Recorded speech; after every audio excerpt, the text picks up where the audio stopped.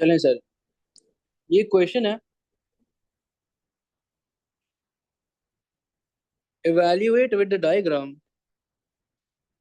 how market demand and minimum efficient to scale may determine the form of market structure in an industry। ठीक है, चलें आ जाए जरा।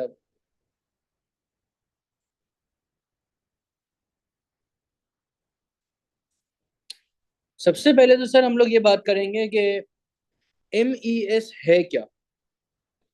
ठीक है, कि मिनिमम एफिशिएंट टू स्केल जो है वो कौन सा पॉइंट है, इसकी पहले हम लोग जो है वो डिस्कस करेंगे। सही है, ये आपके कर्व में ये पॉइंट कहाँ पर जो है वो क्या चीज जो है वो शो कर रहा होता है, हम उसको डिस्कस करेंगे। ठीक है, आ जाए। चलें भाई। MES जो है वो है आपका लोएस्ट लेवल ऑफ आउटपुट। सही है, eight which a firm can produce at a minimum long run average cost. Basically अगर मैं MES को बोलूं तो ये एक ऐसा पॉइंट है जो कि रिप्रेजेंट कर रहा है जहां पे फर्म जो है वो एक्सपीरियंस कर रही है full internal economies of scale. क्या एक्सपीरियंस कर रही है? Full internal economies of scale. और यहाँ पे एक बच्चे को चाहिए कि वो टाइप्स जो है वो जरूर बताए, जैसे कि टेक्निकल, जैसे कि मैनेजरियल, ठीक है, और हमारे पास फाइनेंशियल। हम वापस से जरा क्वेश्चन पे आते हैं। How total market demand and minimum efficient scale may determine the form of market structure in an industry. तो मतलब यहाँ पे मार्केट स्ट्रक्चर्स की भी कहीं ना कहीं जो है वो बात हम लोग को करनी पड़ेगी। आ जाए सर, आपने ये बता दिया, फिर आपने बोला कि देखो अगर तो आप MES के बियॉन्ड अगर आप ऑपरेट करते हो तो इसका मतलब है कि अब आप एक्सपीरियंस करने वाले हो क्या भाई, डिस इकोनॉमीज ऑफ स्केल। सही है, चलें भाई आगे चलते हैं जरा। और सर हमारे पास ये होता है कि the relationship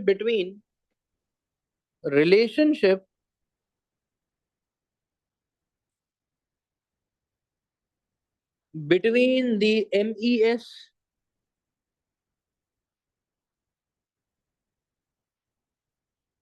and total market demand can help determine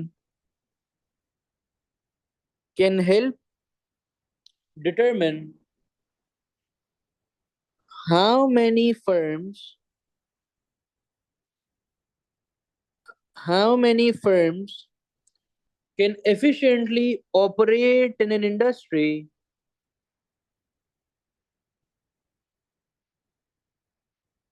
सही है, and therefore what market structure will exist। सही, ये लाइन तो आप लोग याद कर लें, आपको ये जो है वो लिखना है। and therefore what market structure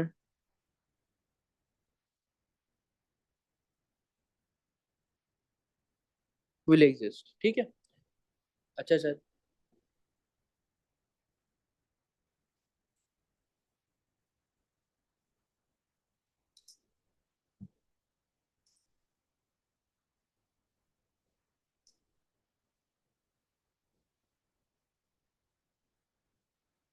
clear हो गई बात?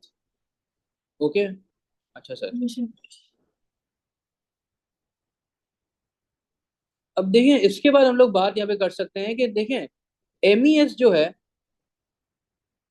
उसका जो मार्केट डिमांड के साथ जो रिलेशन है वो ये है कि देखो वो बेसिकली ये बता रहा है कि कितना फर्म्स जो हैं वो एफिशिएंटली ऑपरेट कर रही हैं इन दी मार्केट। सही है, फर्म्स जो हैं वो कितना मार्केट में जो है वो क्या कर रही हैं, ऑपरेट कर रही हैं एफिशिएंटली। बस ये बात कर रहा है और कुछ बात नहीं कर रहा। ठीक है, चलें जरा आगे चलते हैं जरा।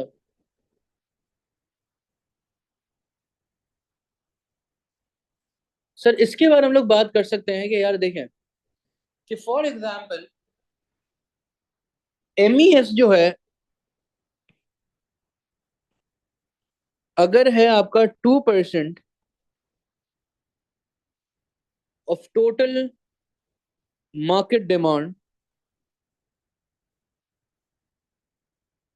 सही है, तो इसका मतलब ये है कि अगर हम लोग थ्योरेटिकल अप्रोच को देखें, कौन सी भाई, अगर हम लोग थ्योरेटिकल अप्रोच को देखें तो इसका मतलब ये है कि firms up to 50 firms can operate in the MES। सही है, 50 firms कहाँ पे ऑपरेट कर सकती हैं, MES में जो है वो ऑपरेट कर सकती हैं। ठीक है, आगे चलते हैं जरा।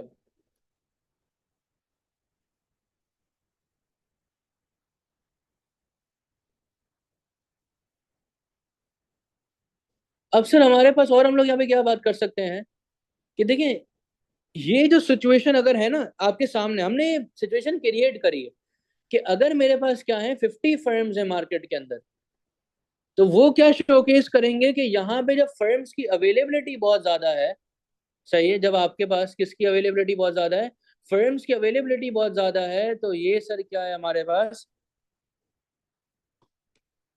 Perfect competition. ये क्या है आपका, परफेक्ट कंपटीशन या मोनोपोलिस्टिक कंपटीशन। ठीक है, आ गई बात समझ। तो ये कौन सा स्ट्रक्चर क्रिएट हो गया यहाँ पे जब 50 फर्म्स आ गए, तो परफेक्ट कंपटीशन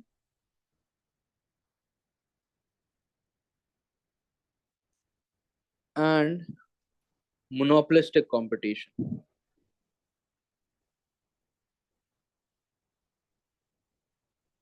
ठीक हो गया, चलें।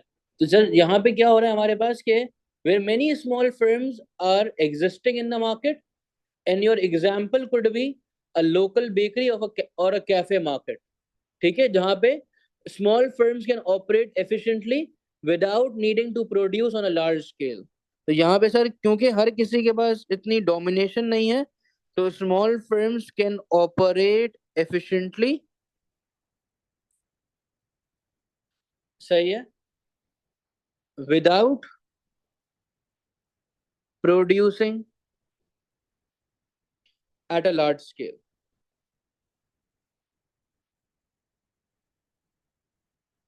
ठीक हो गई बात।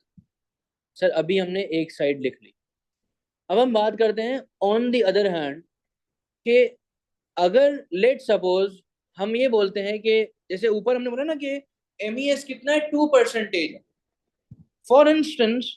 अब हम बात करते हैं थियोरेटिकल अप्रोच ही है, हमें तो सिर्फ कहानियां बनानी है, तो सर अगर तो फॉर इंस्टेंस हम बोलते हैं कि अपना एमईएस जो है 50% अगर, सही है, टोटल मार्केट डिमांड का, तो इसका मतलब है कि टोटल हमारे पास 100% होता है, टोटल हमारे पास कितना परसेंटेज होता है, 100% होता है, और उसमें 50% जो है वो एक फर्म का है। तो इसका मतलब है कि ये क्या है, आपकी डुओपली है, ये क्या है आपकी डुओपली है, क्योंकि 2 फर्म्स है। और इसी तरीके से अगर 25% होता, तो ये क्या हो जाता आपका, ओलिगोपली हो जाता, नहीं होता, क्योंकि अब 3 to 4 लार्ज फर्म्स जो है वो एग्जिस्ट कर रही होती। आई बात समझ, ओके हो गया। जी सर। सही, चलें भाई, अब जरा बात को आगे लेके चलते हैं। तो अगर तो ये एमईएस 25% होता, तो हमारे पास 4 फर्म्स होती, और इसको हम लोग बोलते हैं कि ये क्या है आपका, ओलिगोपली। चलें भाई, आपने ये बता दिया। देखिए जब आप आंसर को स्टार्ट कर रहे हैं, तो आप अपने आंसर को स्टार्ट किससे करेंगे, देखिए जब आप एमईएस का एक्सप्लेन कर रहे हैं, तो आप साथ साथ आप बताएंगे कि इंक्रीजिंग, ये बड़ा obvious, increasing, decreasing, returns to scale, सही है, डन है। अच्छा, और आपने अब क्या किया सर, आपने अब एक कर्व जो है वो ड्रॉ कर दिया, कॉस्ट, क्वांटिटी,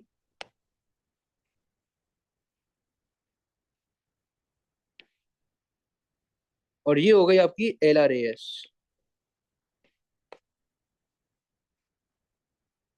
ठीक है, ये क्या हो रहा है सर हमारा, MES का पॉइंट आ गया।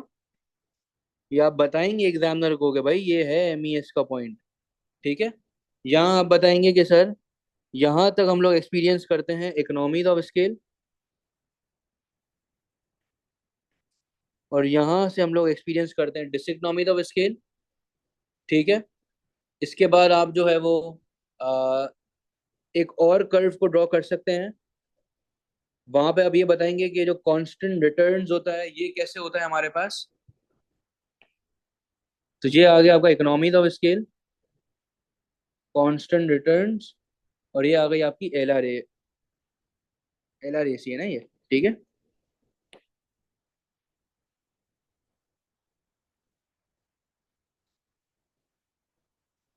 क्वांटिटी। अब सर क्या हो रहा है, यहाँ पे आपने एक्सपीरियंस किया क्या, MES को एक्सपीरियंस किया।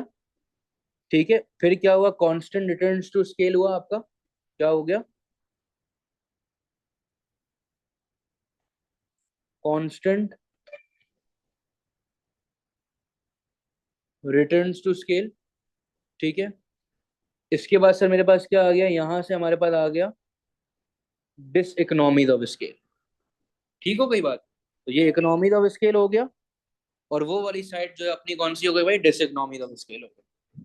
सही है, चले अब जरा आगे चलते हैं। इसके बाद आप देखिए, जब आप इंक्रीजिंग रिटर्न्स और डिक्रीजिंग रिटर्न्स बता रहे हैं ना, तो साथ में क्या करें, मैं आपको जरा समझा देता हूँ एक चीज, कि लॉन्ग रन के अंदर हमारे पास कुछ इनपुट्स हैं और साथ में कुछ हमारे आउटपुट्स हैं। ये नोट्स में लिखी हुई है चीज, कि अगर 100% से इनपुट बढ़ रहा है और अगर 200% से आपका जो है वो आउटपुट बढ़ रहा है, तो इसका मतलब सर क्या है, कि हमारे पास जो है क्या हो रहा है, इंक्रीजिंग रिटर्न्स टू स्केल हो रहा है। क्या हो रहा है, इंक्रीजिंग रिटर्न्स। ठीक है, कि सर इंक्रीजिंग रिटर्न्स का मतलब क्या हुआ, कि अब हमारे पास जो है टोटल कॉस्ट जो है वो कम से बढ़ रही है। सही है, आपकी जो क्वांटिटी है वो ज्यादा हो रही है, तो इसका मतलब क्या होगा, कि आपकी जो एवरेज टोटल कॉस्ट है वो क्या होगी सर यहाँ पे अब कम होगी। ठीक है, चलें आगे चलते हैं जरा। और हम लोग क्या बात कर सकते हैं, कि अगर मेरा इनपुट लेट सपोज 100% तो है, सही है, पर मेरा आउटपुट जो है वो भी सर क्या है, 100% है, तो इसका मतलब है कि यहाँ मैं अब एक्सपीरियंस क्या कर रहा हूँ भाई, कांस्टेंट है यहाँ पे हमारे पास क्या है, कांस्टेंट रिटर्न्स टू स्केल है। ठीक है, कि जितने से हमारे पास जो है वो टोटल कॉस्ट बढ़ी है, क्वांटिटी भी उतने से बढ़ी, तो एवरेज टोटल कॉस्ट भी जो है वो हमारे पास क्या होगी, इसमें नो चेंज आ रहा होगा। ठीक है, अच्छा, अब अगर लेट सपोज इनपुट हमारा है 100%, सही है, और ये आ रहा है हमारे पास 50%, तो ये सर इसे हम कहेंगे डिक्रीजिंग रिटर्न्स टू स्केल।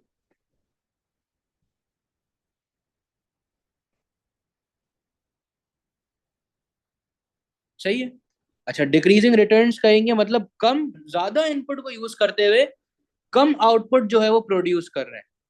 तो यहाँ पे सर मेरे पास क्या होगा, कि टोटल कॉस्ट ज्यादा से बड़ी है, क्वांटिटी मेरी जो है वो कम से बड़ी है, और मेरा जो एवरेज टोटल कॉस्ट है वो सर क्या हो जाएगा, बढ़ रहा होगा। मतलब यहाँ पे हम लोग एक्सपीरियंस करेंगे डिसइकोनॉमीज ऑफ स्केल, और यहाँ पे हम लोग एक्सपीरियंस करेंगे इकोनॉमीज ऑफ स्केल। ठीक हो गया, चलो फिर हमारे पास आपने क्या करना है, different types of economies of scale जो है वो समझानी है। तो सर हमारे पास different types economies of scale की कौन कौन सी आ गई है, फाइनेंशियल है, सही है, आपको मैंने बोला भाई मार्केटिंग है, सही है, मैनेजरियल इकोनॉमी ऑफ स्केल है। और इन सब का आपको क्या बताना है भाई, इम्पैक्ट बताना है ऑन LRAS, कि इसकी वजह से लॉन्ग रन एग्रीगेट सप्लाई में जो है वो क्या इम्पैक्ट जो है वो आ रहा होगा। साथ ही साथ अब आप क्या बताएंगे भाई, टोटल मार्केट डिमांड के बारे में एक्सप्लेन करेंगे पहले। प्राइस, क्वांटिटी,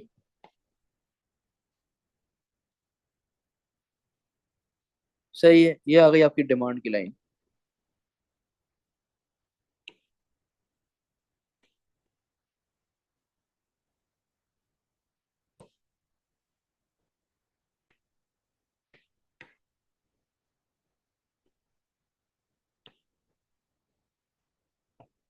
चले भाई, तो सर ये मेरे पास आ गई, प्राइस आ गई है, सही है।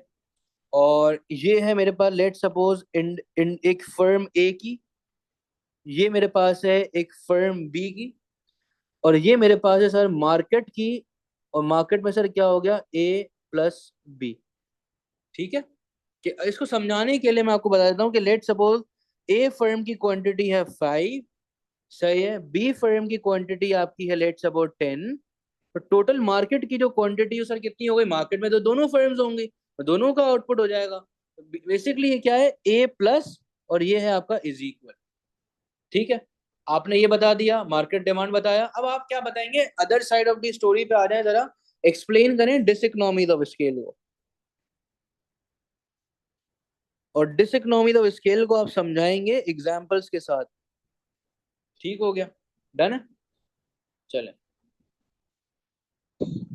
अब सर हमारे पास जो है ना, मेन जो गेम है यहाँ पे वो है आपकी रिलेशनशिप, सही है। जैसे कि हमने अभी ऊपर भी डिस्कस करा, सही है, कि रिलेशनशिप हमारे पास क्या है, कि टोटल डिमांड, अच्छा यहाँ पे आप जो है वो डिसइकोनॉमी ऑफ स्केल आपको पता है कौन कौन सी है, सही है। आ, चलें, अब सर देखिए, मार्केट डिमांड, सही है, divided by MES। Let suppose हम लोग ये बोलते हैं कि मार्केट की जो डिमांड है वो है मेरी 10,000 यूनिट्स, कितनी है, 10,000 यूनिट्स। और मेरा जो MES है वो कितना है भाई, मेरा 200 यूनिट्स। तो इसका मतलब क्या हुआ, कि सर 10,000 को अगर मैं डिवाइड करता हूँ 200 के साथ, तो मेरे पास क्या आ गया सर, 50 फर्म्स आ गए। कितने फर्म्स आ गए, 50 फर्म्स आ गए। तो इसका मतलब सर क्या है, कि मैंने ऊपर आपको बात करी ना, कि अगर 50% वाली सिचुएशन है, तो सर अब हमारे पास क्या है, अगर 50 फर्म्स है मार्केट के अंदर, तो क्या होगा सर मेरे पास, कि यार परफेक्ट कंपटीशन या मोनोपोलिस्टिक। ठीक है, परफेक्ट कंपटीशन होगा या मोनोपोलिस्टिक कंपटीशन है। ठीक हो गई बात, समझ आ गया। अच्छा, तो सर अब हमने यहाँ पे क्या बात करी, एक और एग्जांपल, हम लोग थ्योरी ही पढ़ रहे हैं, सही है, एक थ्योरेटिकल अप्रोच एक और हो जाए।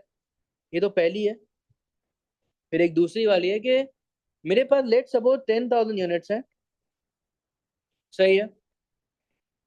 और ये मेरी क्या है भाई, मार्केट डिमांड है। और 5,000 यूनिट्स जो है, अच्छा मार्केट वाला बोल रहा है, मार्केट में पूरे कंज्यूमर बोल रहे हैं भाई अपने को 10,000 यूनिट चाहिए। और एज अ फर्म मेरा MES होता है 5,000 यूनिट्स पे। मेरा मतलब MES जो है वो कितने पे है, 5,000 यूनिट्स पे। तो इसका मतलब क्या हुआ, कि भाई 10,000 divided by 5,000 is equal to कितना आ जाएगा, 2 फर्म्स, सही है। तो सर यहाँ पे हमें, अगर मैं इसका रिलेशन देखूं, सही है, इनका अगर हम लोग यहाँ पे रिलेशन अगर देखें, तो वो ये बता रहे हैं कि अगर हायर द MES, जितना ज्यादा MES है, the lesser number of firms, सही है, the lesser number of firms. आपके सामने है ना, यहाँ पे MES क्या है, ज्यादा है, तो कम फर्म्स हैं। यहाँ पे MES क्या है, कम है, तो ज्यादा फर्म्स है मार्केट के अंदर। क्या ये बात समझ आई या नहीं? क्लियर है? कोई मसला तो नहीं आता? चले,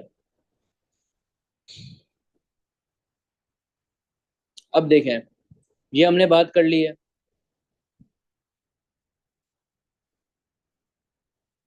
अब आगे चलते हैं।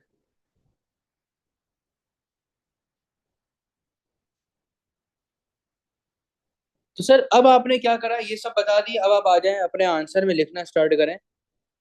Forms of market structures.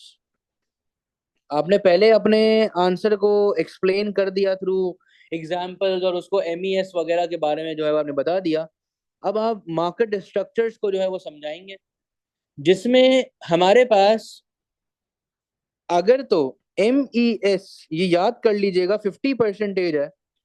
सही है। इसका मतलब है कि हमारे पास सर क्या है, दो फर्म्स है। और अगर दो फर्म,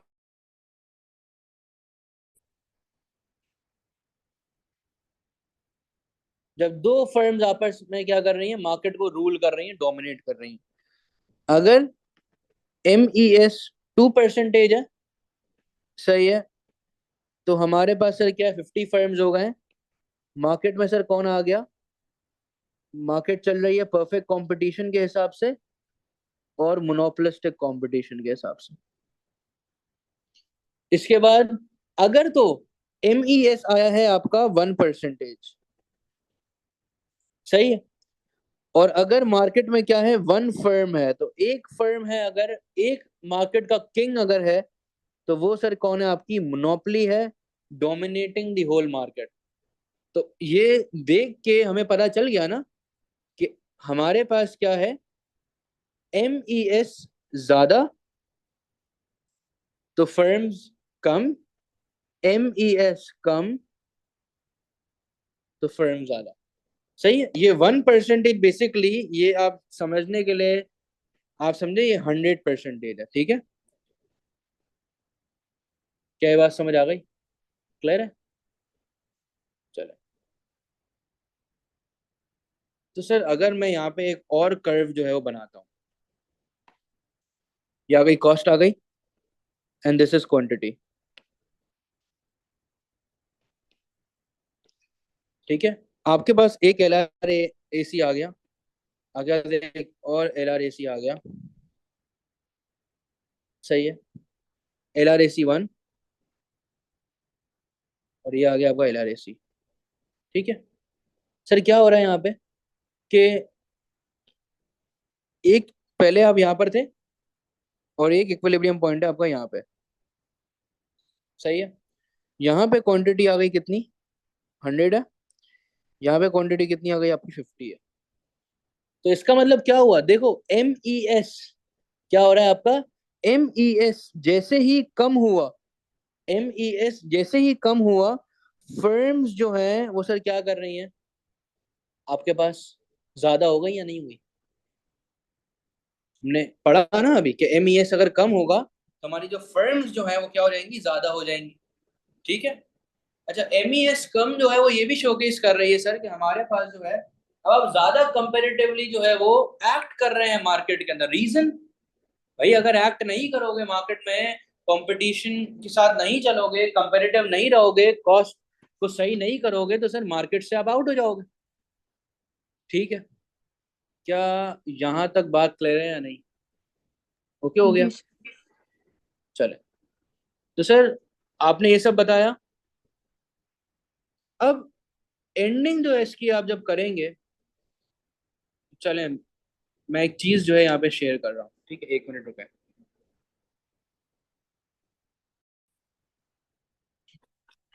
सर यहाँ पे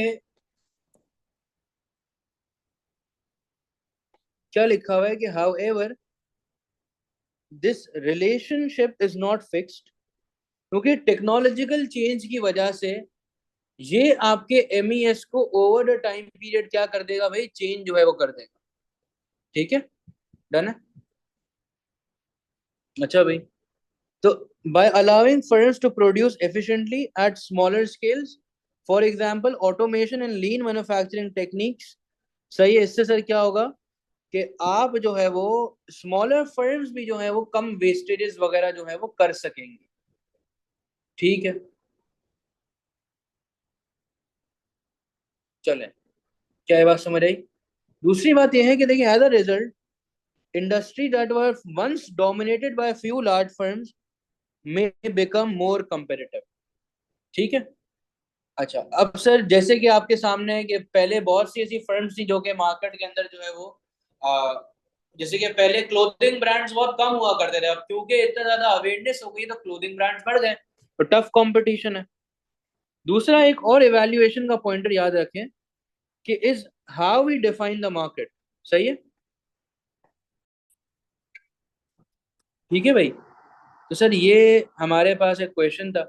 सही है, ये हमने डिस्कस कर लिया है। ये मैंने जो ऊपर पॉइंटर्स लिखे हैं, इसको यहाँ पे मैंने जो है वो पूरा आंसर की फॉर्म में जो है वो लिखा हुआ है। ठीक है, तो आप इसको जो है वो पढ़ लीजिएगा। ठीक है, आज यार हम लोग यहाँ तक ही रख सकेंगे क्लास को, क्योंकि आगे हम लोग कर नहीं सकेंगे क्वेश्चन पूरा कंप्लीट। सही है, इंशाल्लाह नेक्स्ट क्लास जो है वो वेंसडे को होगी।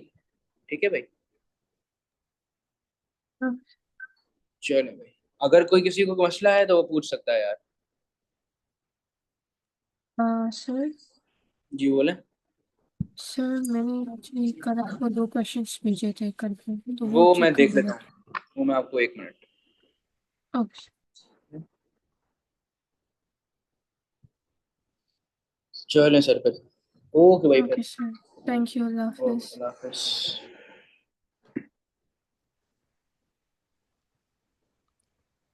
अल्लाह हाफिज। अस्सलाम वालेकुम। जी सर।